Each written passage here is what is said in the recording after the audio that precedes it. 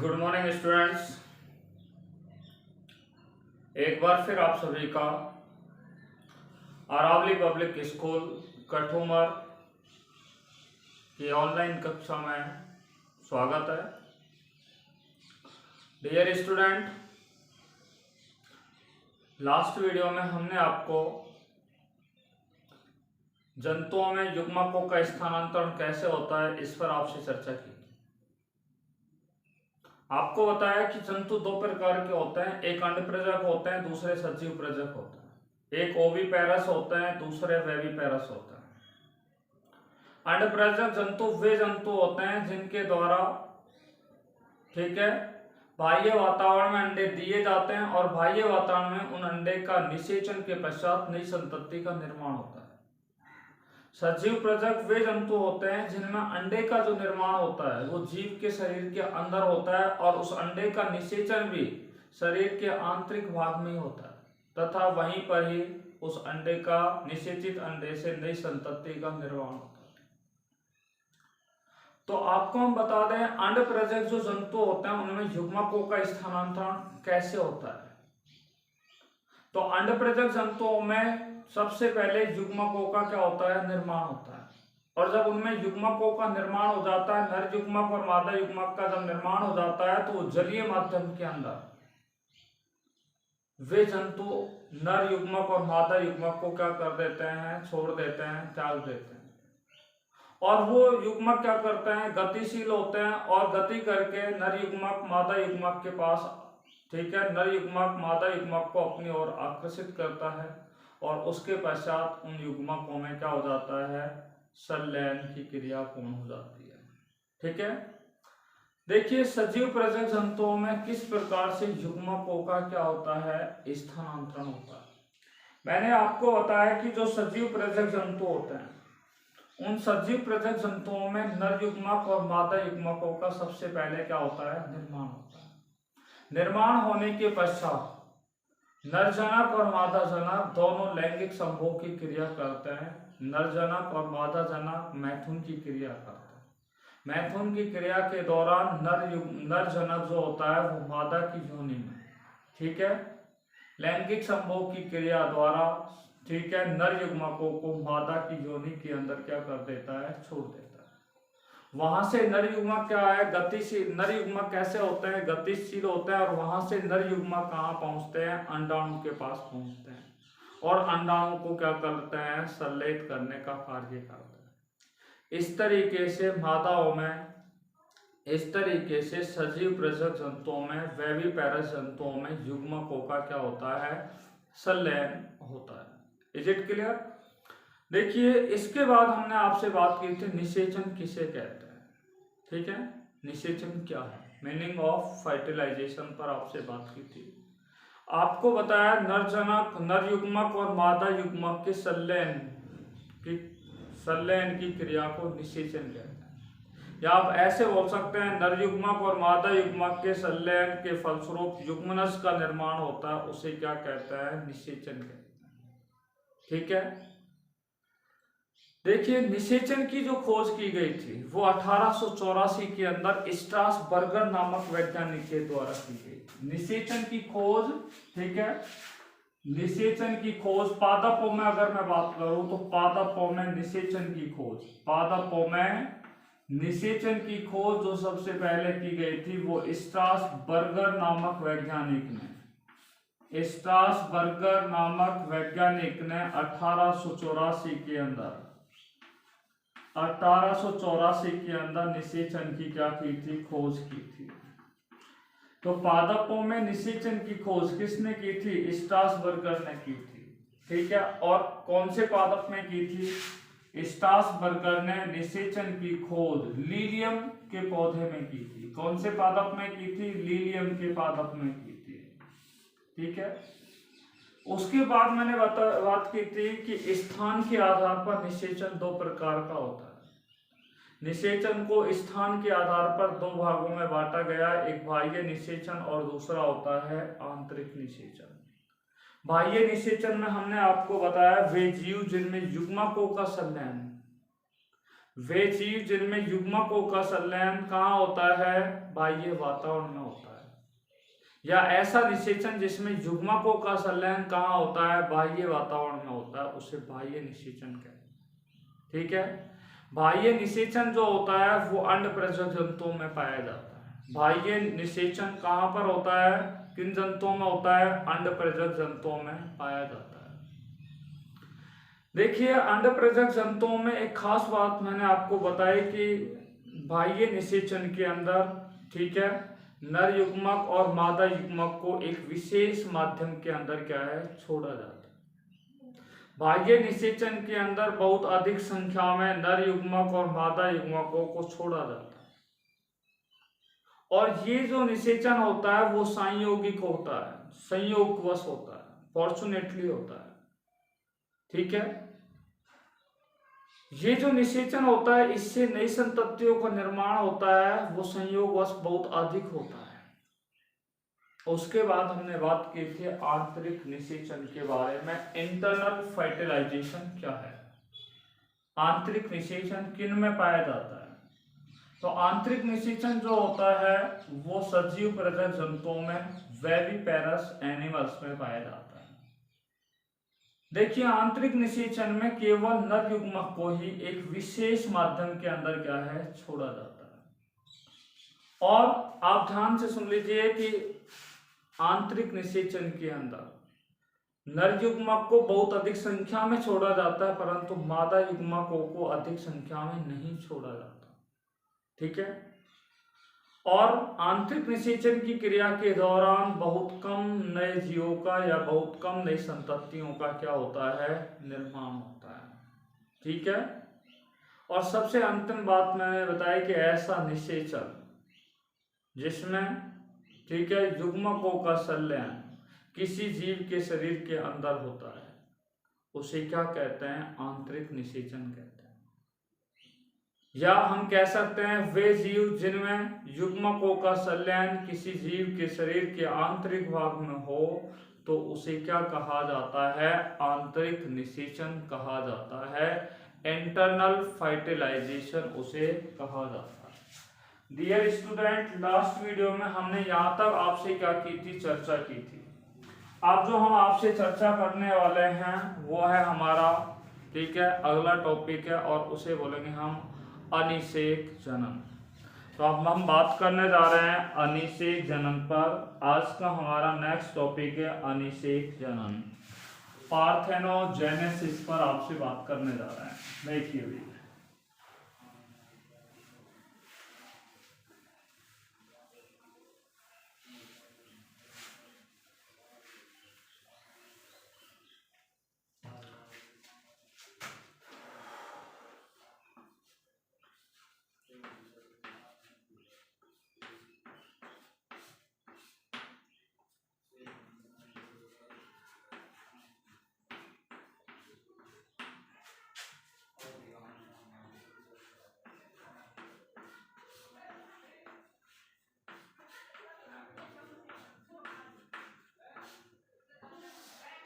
जीवों में जनन। ठीक है। आज का हमारा टॉपिक है अनिषेक जनन।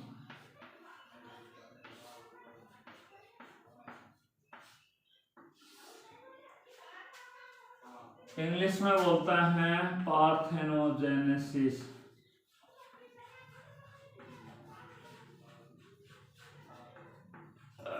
देखो सबसे पहले हम यहां से बात करते हैं। ए का अर्थ होता है नहीं। अनिषेक जनन शब्द का अर्थ बता रहे हैं हम। ए का अर्थ होता है नहीं। निषेक का अर्थ होता है निषेचन, और जनन का अर्थ होता है नई संतति का निर्माण। ठीक है, नई संतति का निर्माण अर्थात ऐसा जनन, ठीक है, जिसमें बिना निषेचन के नई संतति का क्या होता है, निर्माण होता है। ए का अर्थ नहीं भी बोल सकते हैं, बिना भी बोल सकते हैं। ठीक है। अनिषेक का अर्थ हो गया बिना निषेचन के, और जनन का अर्थ होता है नई संतति का निर्माण। ऐसा जनन जिनमें बिना निषेचन के नई संतति का क्या होता है, निर्माण होता है। उसे क्या कहा जाता है, अनिषेक जनन कहा जाता है। इंग्लिश में बात कर रहे हैं तो पार्थेनोजेनेसिस। पार्थेनो का अर्थ होता है विदाउट फर्टिलाइजेशन, विदाउट फर्टिलाइजेशन।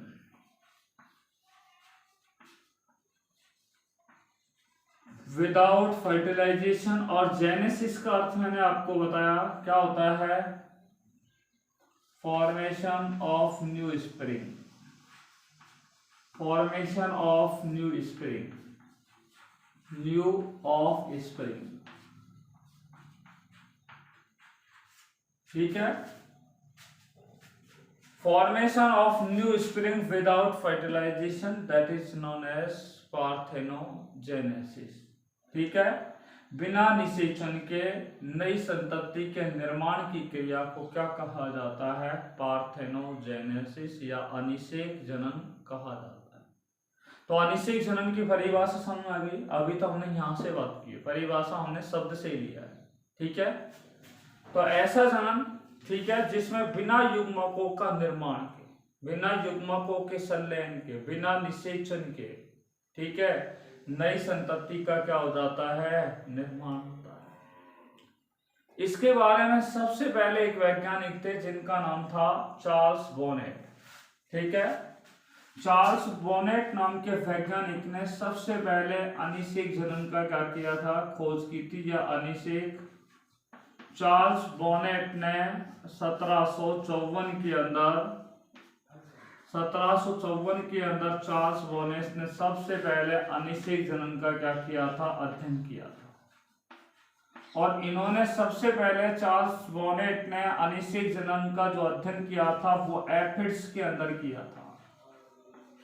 किनके अंदर किया था, एफिड्स के अंदर किया था। तो चार्ल्स बोनेट ने अनिषेक जनन का अध्ययन, सबसे पहले अनिषेक जनन का अध्ययन चार्ल्स बोनेट ने किसमें किया था, एफिड्स के अंदर किया था। Is it clear? देखिए अब बात करते हैं अनिषेक जनन किन किन जंतुओं में, जीवों में पाया जाता है। देखिए अनिषेक जनन जो होता है वो खास तौर से मधुमक्खियों में पाया जाता है। ठीक है, अमेरिकन छिपकली में पाया जाता है, यानी कि एक विशेष छिपकली होती है जिसका नाम होता है बाई छिपकली पाई जाती है। बर्र नामक एक जंतु होता है, उनके अंदर पाया जाता है। संतरा के अंदर क्या पाया जाता है, अनिषेक जनन पाया जाता है। ठीक है, यानी कि बहुत सारे ऐसे पादप होते हैं जिनमें अनिषेक जनन की क्रिया पाई जाती है। अंगूर जो होते हैं जिनमें क्या है, बीजों का निर्माण नहीं होता है। ठीक है, बीज रहित होता है, वो अनिषेक जनन की क्रिया द्वारा ही तैयार होकर के आता है। तो आपको बता दें, अब हम यहाँ तक बात कर चुके हैं अनिषेक जनन क्या है, अनिषेक जनन की खोज के बारे में, कि ऐसा जनन जो बिना निषेचन के या बिना निषेचन के नई संतति का निर्माण होता है उसे अनिषेक जनन कहते हैं। अनिषेक जनन की खोज चार्ल्स बोनेट ने की थी। ठीक है, और इन्होंने, चार्ल्स बोनेट ने अनिषेक जनन का अध्ययन सबसे पहले एफिड्स में किया। ठीक है, अब बात करते हैं अनिषेक जनन के प्रकार। ठीक है, देखिए टाइप ऑफ पार्थेनोजेनेसिस। अगला टॉपिक है हमारा टाइप ऑफ अनिषेक जनन के प्रकार। अनिषेक जनन के प्रकार।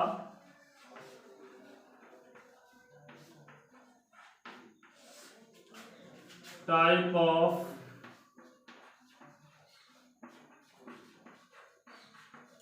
पार्थेनोजेनेसिस।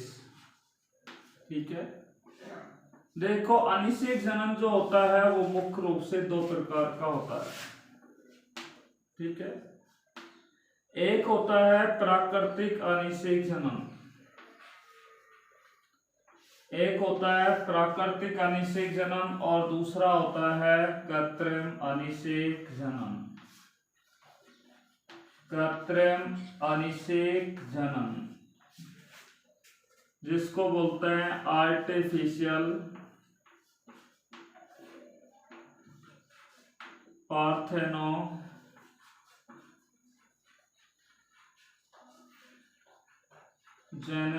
के नाम से उसे जानते हैं। आर्टिफिशियल पार्थेनोजेनेसिस और दूसरा होता है हमारा नेचुरल पार्थेनोजेनेसिस। नेचुरल पार्थेनोजेनेसिस, ठीक है। सबसे पहले हम बात कर रहे हैं प्राकृतिक अनिषेक जनन के बारे में कि प्राकृतिक अनिषेक जनन क्या होता है, ठीक है। देखिए, ऐसा जनन होता है, ऐसा जनन कौन सा, हम बात करते हैं प्राकृतिक अनिषेक जनन के बारे में। और प्राकृतिक अनिषेक जो जनन होता है, ठीक है, ये जीवों के अंदर प्राकृतिक रूप से क्या होता है, पूर्ण होता है। किस रूप में पूर्ण होता है, प्राकृतिक रूप से पूर्ण होता है। तो आपको हम बता दें, कुछ प्राणी होते हैं, कुछ क्या होते हैं, प्राणी होते हैं, और उन कुछ प्राणियों के अंदर क्या है, कुछ आंतरिक कारण होते हैं। कुछ जीव होते हैं या कुछ प्राणी होते हैं, उनके अंदर आंतरिक कारणों से, कुछ जीव होते हैं उनमें क्या होते हैं, कुछ आंतरिक कारण होते हैं, और उन आंतरिक कारण जो होते हैं वो क्या करते हैं, उनमें अनिषेक जनन की क्रिया को क्या करते हैं, प्रेरित करते हैं। और अनिषेक जनन की क्रिया को जब वो प्रेरित करता है तो बिना निषेचन के वहां से नई संततियों का क्या हो जाता है, निर्माण हो जाता है। जैसे मैंने आपको बताया, मधुमक्खी है, बर है, अमेरिकन छिपकली है, ठीक है। मधुमक्खी है, बर है, अमेरिकन छिपकली है। इन सभी जीवों के अंदर कुछ आंतरिक कारण होते हैं, और उन आंतरिक कारक क्या होते हैं, उन जंतुओं के अंदर, ठीक है, अनिषेक जनन की क्रिया को क्या करते हैं, प्रेरित करते हैं। उसे क्या कहा जाता है, प्राकृतिक अनिषेक जनन। अर्थात ऐसा जनन जो किसी जीव के अंदर आंतरिक कारक जो होते हैं, अर्थात हम कह सकते हैं ऐसा जनन जो किसी जीव के अंदर पहले से ही उपस्थित आंतरिक जो कारक होते हैं, वो आंतरिक कारक उनमें अनिषेक जनन की क्रिया को क्या करते हैं, प्रेरित करते हैं। किसी जीव में पहले से ही उपस्थित आंतरिक कारक जो होते हैं वो अनिषेक जनन की क्रिया को यदि प्रेरित करे, ठीक है, तो उसे क्या कहा जाता है, प्राकृतिक अनिषेक जनन कहा जाता है। सीधी परिभाषा दें तो हम कहेंगे ऐसा जनन जो प्राणियों के अंदर आंतरिक कारणों से, ठीक है, ऐसा जनन जो जीवों के अंदर आंतरिक कारणों से अनिषेक जनन की क्रिया को प्रेरित करते हैं, उसे क्या कहा जाता है, प्राकृतिक अनिषेक जनन कहा जाता है। कुछ जंतुओं के अंदर जो अनिषेक, कुछ पौधे और जंतु होते हैं उनमें अनिषेक जनन की क्रिया को प्रेरित करने के लिए कुछ भौतिक रासायनिक जो कारक होते हैं, वो भौतिक और रासायनिक कारक क्या करते हैं, उन पादपों के अंदर, उन जंतुओं के अंदर अनिषेक जनन की क्रिया को क्या करते हैं, प्रेरित करते हैं। उन भौतिक और रासायनिक कारक क्या करते हैं, उन जीवों के अंदर कुछ भौतिक कारक होते हैं या रासायनिक कारक होते हैं, वो उन जीवों के अंदर अनिषेक जनन की क्रिया को क्या करते हैं, प्रेरित करते हैं। अर्थात वे जीव, ठीक है, वे जीव जिनको भौतिक और रासायनिक कारकों के द्वारा, ऐसे जीव जिनमें भौतिक और रासायनिक कारकों के द्वारा अनिषेक जनन की क्रिया को क्या किया जाता है, प्रेरित किया जाता है, उसे क्या कहा जाता है, कृत्रिम अनिषेक जनन कहते हैं। यहाँ पे भौतिक और रासायनिक कारक कौन से हो सकते हैं, ताप हो सकता है, पीएच हो सकता है, ईथर हो सकता है। ताप और पीएच क्या है, एक प्रकार से भौतिक कारक होते हैं, फिजिकल फैक्टर्स होते हैं। रासायनिक कारकों में मैंने बताया ईथर हो सकता है, एल्कोहल हो सकता है, क्लोरोफॉर्म हो सकता है, बेंजीन हो सकता है वहां पे, ठीक है, जो अनिषेक जनन की क्रिया को क्या करेंगे, उन जीवों में प्रेरित करेंगे, ठीक है। यानी कि वहां पे बिना निषेचन की क्रिया के नई संतति का क्या करेंगे, निर्माण की क्रिया को प्रेरित करेंगे। रक्त क्या है, रक्त भी क्या करेगा, अनिषेक जनन की क्रिया को प्रेरित करेगा। और किसी जीव के अंदर पिन चुभो करके भी अनिषेक जनन की क्रिया को क्या किया जा सकता है, प्रेरित किया जा सकता है। तो ऐसे जीव, ठीक है, जिनमें भौतिक और रासायनिक कारकों के द्वारा ठीक है, अनिषेक जनन की क्रिया को क्या किया जाता है, प्रेरित किया जाता है, उसे क्या कहा जाता है, अनिषेक, कृत्रिम अनिषेक जनन कहा जाता है। क्या कहा जाता है, कृत्रिम अनिषेक जनन कहा जाता है। यहां तक आपको समझ आ गया होगा। तो अब तक जो हमने दो बातें की है, अनिषेक जनन क्या है, अनिषेक जनन कितने प्रकार का होता है, एक बार मैं फिर रिपीट कर रहा हूं 2 मिनट के लिए, ठीक है। बिना निषेचन के या बिना युग्मक संलयन के नई संतति के निर्माण की क्रिया को अनिषेक जनन कहते हैं।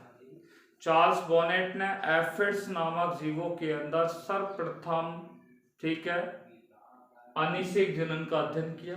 अनिषेक जनन 2 प्रकार का होता है, प्राकृतिक अनिषेक जनन और कृत्रिम अनिषेक जनन। प्राकृतिक अनिषेक जनन जीवों के अंदर आंतरिक कारणों से, ठीक है, अनिषेक जनन की क्रिया क्या होती है, प्रेरित होती है। किसी जीव के अंदर कुछ आंतरिक कारक होते हैं और वो आंतरिक कारक जो होते हैं वही आंतरिक कारक उन जीवों में, ठीक है, युग्मक संलयन की क्रिया को प्रेरित नहीं करती, अनिषेक जनन की क्रिया को प्रेरित करती है और नई संतति का क्या होता है, निर्माण होता है।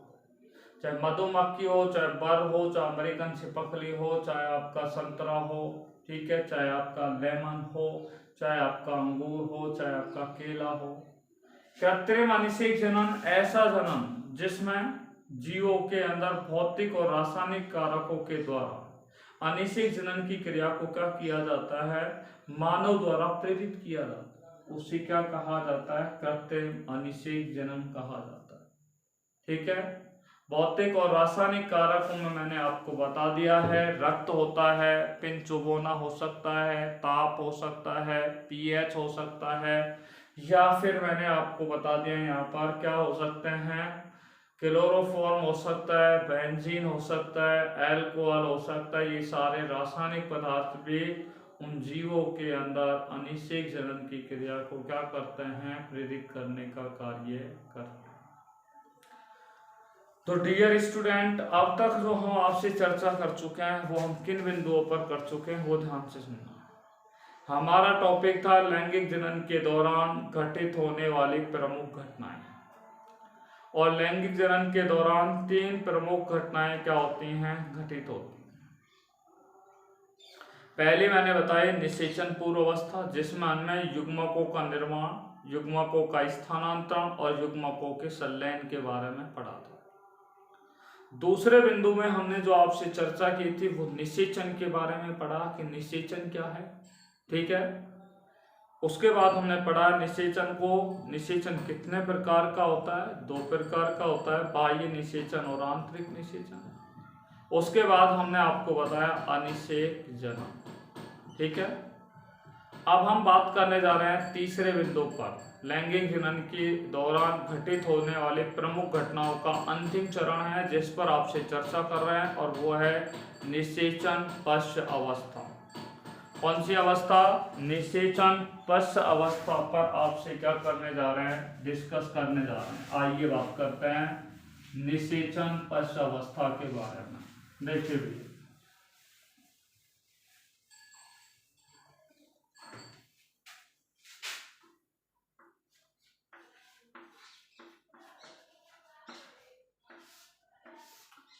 निषेचन पश्च अवस्था पर आपसे बात कर रहे हैं। पश्च अवस्था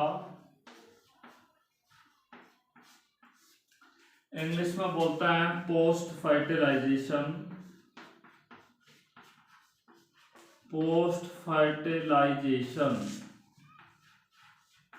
ठीक है। देखो निषेचन पश्च अवस्था क्या है। आपने देखा कि यहाँ पे जनक थे, निषेचन पूर्व अवस्था, और जनक आपको पता है 2 होते हैं, एक नर जनक होता है, दूसरा कौन सा होता है, मादा जनक होता है। नर जनक के अंदर वृषण होता है, वृषणों के अंदर नर युग्मकों का निर्माण होता है। ठीक है, ऐसे मादाओं के अंदर अंडाशय होता है, अंडाशय में मादा युग्मकों का क्या होता है, निर्माण होता है। ठीक है, नर युग्मक की संरचना ये शुक्राणु होता है, मादा युग्मक में क्या होता है, अंडाणु होता है।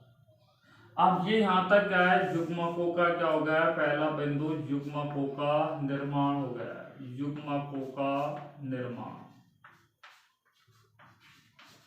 युग्मकों के निर्माण के बाद युग्मकों का क्या होगा, स्थानांतरण होगा। स्थानांतरण क्या होगा, जब जंतु या जीव क्या करेगा, मैथुन की क्रिया करेगा, लैंगिक संभोग की क्रिया करेगा।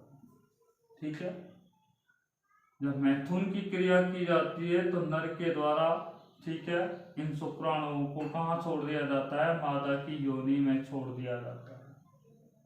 ठीक है, ये शुक्राणु कैसे होते हैं, गतिशील होते हैं, और गतिशील होने पर ये शुक्राणु कहाँ पर पहुंच जाते हैं, अंडाणु के पास पहुंच जाते हैं।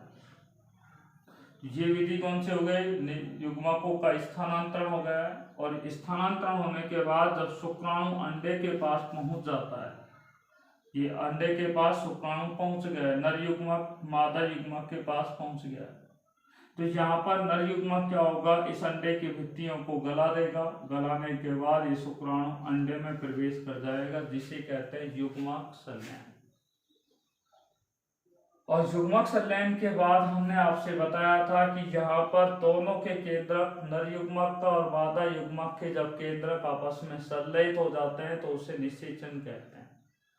नर व मादा युग्मकों के प्राप्त केंद्रकों के संलयन की क्रिया को क्या कहा जाता है, निषेचन कहते हैं। और आप देखिए निषेचन ये हो गया यहाँ पर, और निषेचन के बाद वाली अवस्था पढ़ रहे हैं। तो निषेचन के दौरान आपने देखा है किसका निर्माण होता है, युग्मनज का निर्माण होता है। ठीक है, तो किसका है, निषेचन की क्रिया के दौरान युग्मनज का क्या होता है, निर्माण होता है। युग्मनज कैसा होता है, द्विगुणित होता है। ये युग्मनज कैसा होता है आपको पता है, द्विगुणित होता है। ठीक है, और युग्मनज से किसका निर्माण होता है, नए जीव का निर्माण होता है। अर्थात युग्मनज जो होता है वो किसी जीव के, ठीक है, किसी जीव के, यानी कि युग्मनज जो होता है वो नए जीव की प्रथम कोशिका होती है। युग्मनज जो होता है वो नए जीव की क्या होती है, प्रथम कोशिका होती है। भाई कोई भी नया जीव बन रहा है, उस नए जीव की प्रथम कोशिका का नाम क्या है, युग्मनज है। ठीक है, किसी नए जीव की प्रथम कोशिका का नाम क्या होता है, युग्मनज होता है। और इसी युग्मनज में मैंने आपको पहले बताया था, आज एक बार फिर बता रहा हूं कि इस युग्मनज में क्या होगा, विदलन की क्रिया होगी। विदलन का अर्थ होता है कोशिका विभाजन की क्रिया। यहाँ पे 2 कोशिका बनेगी, 2 से 4 बनेगी, 4 से 8 बनेगी, 8 से 16 बनेगी। जब 16 कोशिका बन जाती है तो उसे तूतक अवस्था कहते हैं। कितनी कोशिका बन गई, तो 16।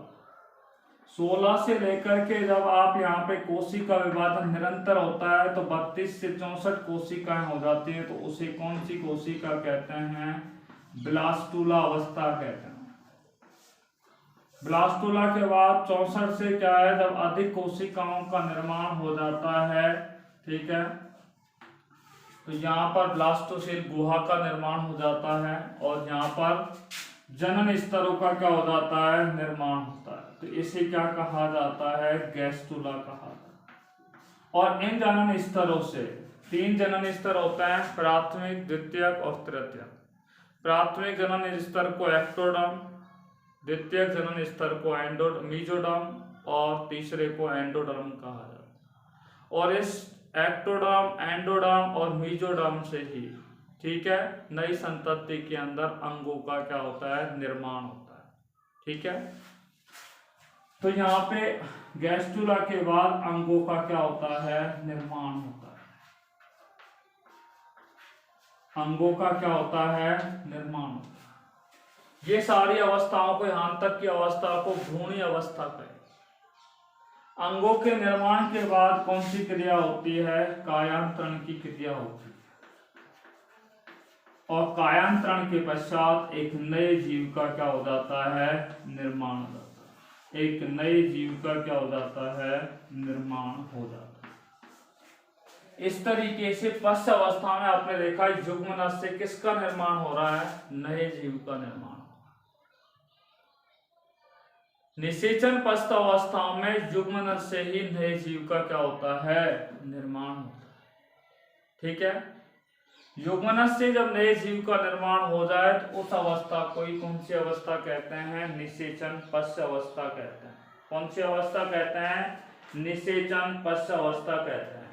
ठीक है, या हम इसकी परिभाषा ऐसे दे सकते हैं कि जीवों में लैंगिक जनन की क्रिया के पश्चात, जीवों में लैंगिक जनन की क्रिया के पश्चात, ठीक है, होने वाली घटनाओं को, लैंगिक जनन के पश्चात होने वाली ये सभी घटनाओं को या होने वाली प्रमुख घटनाओं को निषेचन पश्य अवस्था कहा जाता है। और निषेचन के पश्चात जो युग्मनज होगा, ठीक है, युग्मनज से किसका निर्माण होता है? भ्रूण का निर्माण होता है। निषेचन के पश्चात, निषेचन के दौरान युग्मनज का निर्माण होगा। युग्मनज से किसका निर्माण होता है? भ्रूण का क्या होता है? निर्माण होता है। ठीक है, तो अब हम बात कर रहे हैं कि भिन्न भिन्न जो जीव होते हैं, ठीक है, उन भिन्न भिन्न जीवों में निषेचन जो पश्य अवस्था होती है, ठीक है, भिन्न भिन्न जो जीव होते हैं उन भिन्न भिन्न जीवों में निषेचन पश्य अवस्था जो होती है वो भिन्न भिन्न प्रकार की होती है। सबसे पहले हम बात कर रहे हैं शैवाल और कवकों में, ठीक है, निषेचन पश्य अवस्था के बाद। ठीक है, देखिए तो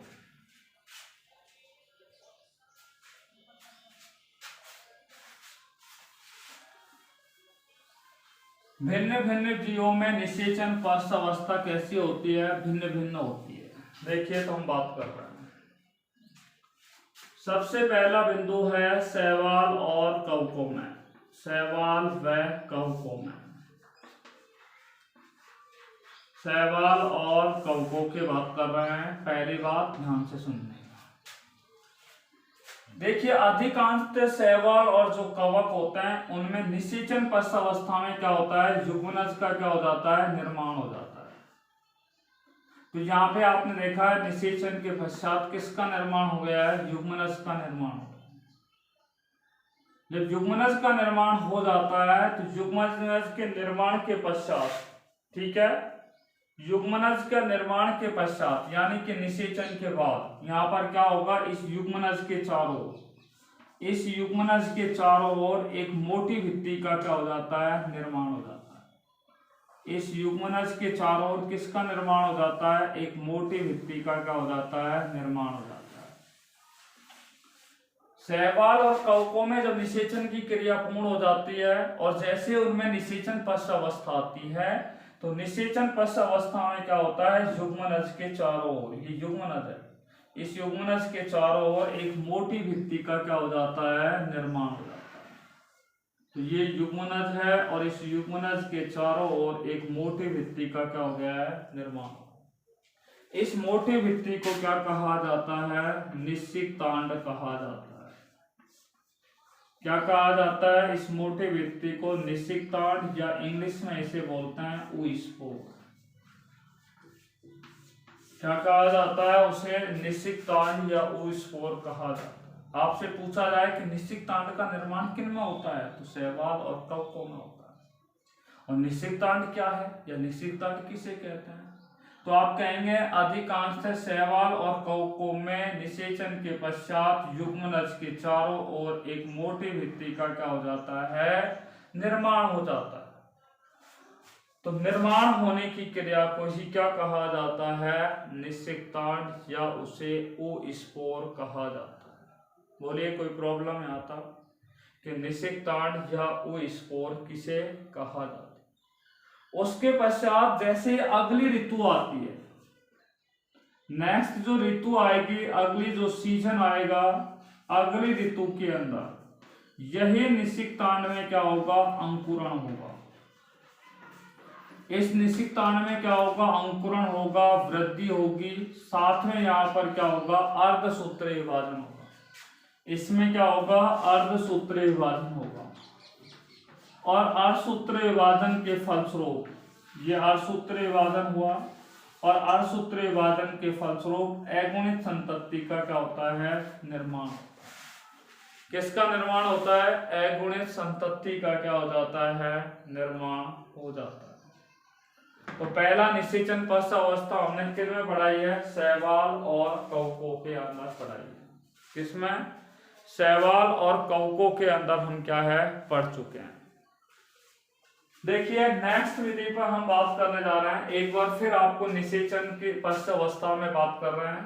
तो शैवाल और कवक जो होते हैं, ठीक है, शैवाल और कवकों में निषेचन पश्च अवस्था में बात कर रहे थे। तो अधिकांश जो शैवाल और कवक होते हैं उनमें निषेचन के पश्चात युग्मनज का क्या होता है, निर्माण होता है। युग्मनज द्विगुणित होता है, आप लोग अच्छी तरह जानते हैं।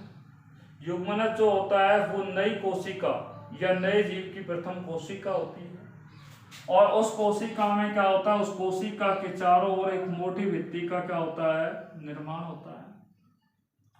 इस मोटी भित्ति का जब निर्माण हो जाता है तो उस भित्ति को क्या कहा जाता है, निषिक्तांड कहते हैं, जिसे ओस्पोर कहा जाता है। अगली ऋतु जैसी आती है तो अगली ऋतु आने पर इस निषिक्तांड के अंदर अंकुरण और वृद्धि होती है, साथ में अर्धसूत्री विभाजन होता है, जिसके फलस्वरूप अगुणित संतति का क्या होता है, निर्माण हो जाता है। हैप्लॉइड, ठीक है, ऑफ स्प्रिंग का फॉर्मेशन हो जाता है, ठीक है। अब हम दूसरे जंतुओं के बारे में बात कर रहे हैं। देखिए ध्यान से, दूसरे जंतुओं में किस प्रकार से होते हैं।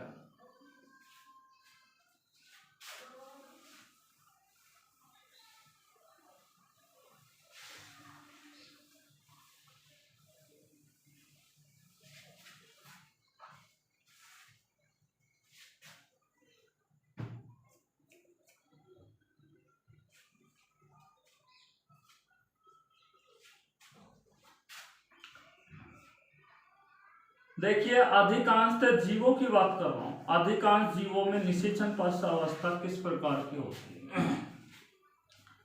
अधिकांशतः जीवों में निषेचन पश्च अवस्था कैसी होती है। तो अधिकांशतः जो जीव होते हैं उनमें किसका निर्माण हो जाता है, ये युग्मनज का निर्माण हो जाता है। और युग्मनज का जब निर्माण हो जाता है, युग्मनज का क्या हो जाता है, निर्माण हो जाता है। तो युग्मनज के निर्माण के पश्चात ये जो कोशिकीय अवस्था होती है ये विश्राम अवस्था में नहीं आती। ये नहीं कि जैसे युग्मनज का निर्माण हो जाए तो युग्मनज के बाद, ठीक है, या जो द्विगुणित कोशिका है या युग्मनज की कोशिका है वो विश्राम अवस्था में आ जाए, रेस्ट पीरियड के अंदर आ जाए, तो ये विश्रांति अवस्था के अंदर नहीं आती। इसमें क्या होता है, निरंतर कोशिका विभाजन होता है, ठीक है, रेगुलर सेल डिवीजन होता है, जिसके फलस्वरूप इनमें कोशिकाओं का निर्माण होता है। और कोशिकाओं के निर्माण के बाद यहाँ पर नई संतति का क्या हो जाता है, एक नई संतति का क्या होता है, निर्माण हो जाता है। तो ये अधिकांशतः जीवों में होता है। अधिकांशतः जीवों में निषेचन पश्च अवस्था के बारे में मैंने बताया कि युग्मनज होता है, वो युग्मनज कभी विश्राम अवस्था में नहीं आता, वो निरंतर रूप से क्या होता है, सक्रिय अवस्था में रहता है। उस युग्मनज में निरंतर कोशिका विभाजन होता है। कोशिका विभाजन के पश्चात क्या होता है, वहां पे भ्रूण का निर्माण होता है। भ्रूण से किसका निर्माण हो जाता है, नई संततियों का, एक इंडिविजुअल्स या एक न्यू ऑफस्प्रिंग का क्या हो जाता है, निर्माण हो जाता है। ये है हमारी निषेचन पश्च अवस्था, ठीक है। देखिए अब निषेचन पश्च अवस्था का एक तीसरा और बिंदु हम बात कर रहे हैं, बीजाणुद्भिद और युग्मकोद्भिद जो पादप होते हैं, ठीक है, उनमें निषेचन पश्च अवस्था के बारे में बात कर रहे हैं।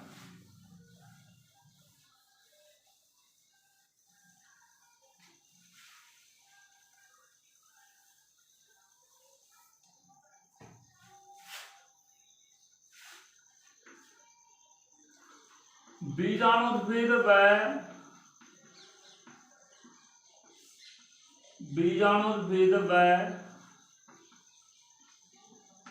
युग्मकोद्भिद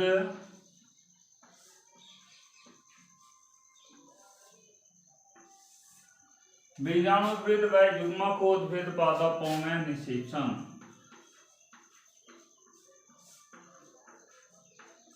बीजाणुद्भिद व युग्मकोद्भिद अवस्था में पादपों में निषेचन, ठीक है। देखो आपको हम एक एग्जांपल दे रहे हैं, यहाँ पे क्या है, एक बीज है,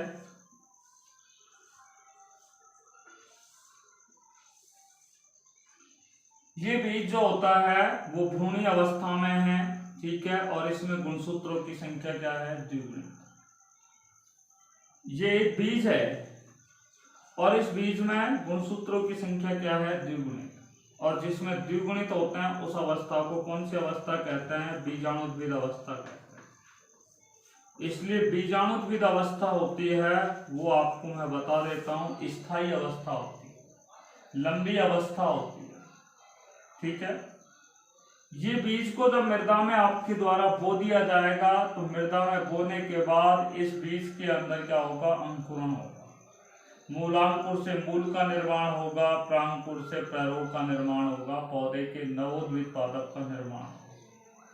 जब नवोद्भिद पादप का निर्माण हो जाता है तो ये नवोद्भिद जो पादप होता है वो भी द्विगुणित अवस्था में ही होता है, क्योंकि ये पादप कौन सी अवस्था में होता है? कायिक अवस्था में होता है। ठीक है, ये अवस्था भी कौन सी अवस्था कहलाती है? बीजाणुद्भिद अवस्था कहलाती है। पादप की इस कायिक अवस्था में निरंतर क्या होता है? कोशिका विभाजन होते हैं। और पादपों की इस निरंतर कोशिका अवस्था जब होती है, इस कायिक अवस्था में निरंतर कोशिका विभाजन होते हैं, तो पादपों के आकार में क्या होती जाती है? वृद्धि होती जाती है। ठीक है, आप देखिए पादपों के अंदर निरंतर क्या होती जा रही है? वृद्धि होती जा रही है। परंतु जब तक इसमें वृद्धि हो रही है, इसका मतलब ये कौन सी अवस्था कहलाएगी? पादपों की कायिक अवस्था कहलाएगी। मैंने आपको बताया कि पादपों को या जीवों को लैंगिक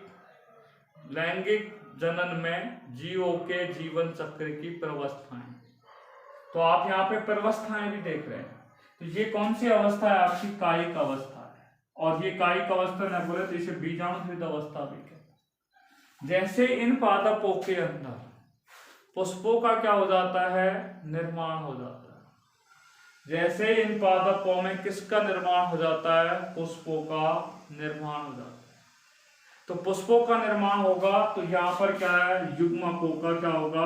उन पादपों में युग्मकों का क्या होता है? निर्माण होता है। तो ये पुष्प का निर्माण होगा। और पुष्पों का निर्माण होगा तो वहां पे किसका निर्माण होगा? युग्मकों का, नर युग्मक का और मादा युग्मक का। नर युग्मक का निर्माण पुंग से होगा, मादा युग्मक का निर्माण जायांग से होगा।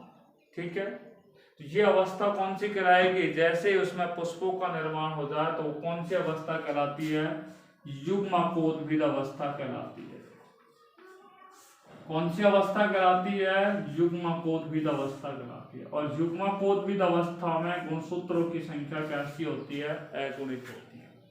नर युग्मक में भी अगुणित गुणसूत्र होते हैं, मादा युग्मक में भी अगुणित गुणसूत्र होते हैं।